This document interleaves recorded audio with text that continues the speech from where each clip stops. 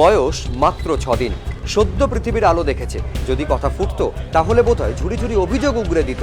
গত 10ই মার্চ পুরুলিয়া সদর হাসপাতালে কন্যা সন্তানের জন্ম দেন বছর 26-এর পূজা সেন। বৃহস্পতিবার হাসপাতাল থেকে ছাড়া পান তিনি, কিন্তু মেয়েকে নিয়ে শান্তিতে বাড়ি ফিরতে পারেননি পূজা।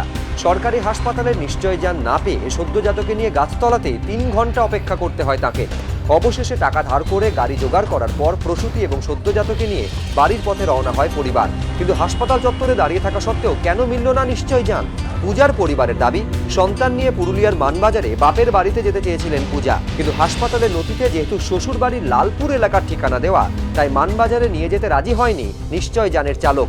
হাসপাতাল কর্তৃপক্ষকে বারবার বলা হলেও এ নিয়ে তারা কোনো উদ্যোগ নেননি।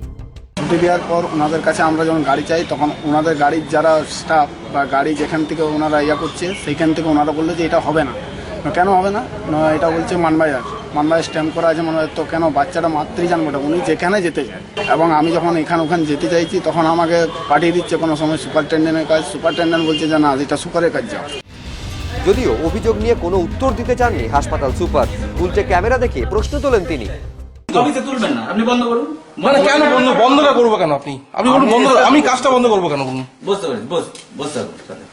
কিন্তু নিয়ম তো মানুষের জন্য, নিশ্চয়জান রোগীদের পরিষেবার জন্য। তাহলে কেন দুস্থ পরিবার বঞ্চিত হলো পরিষেবা থেকে?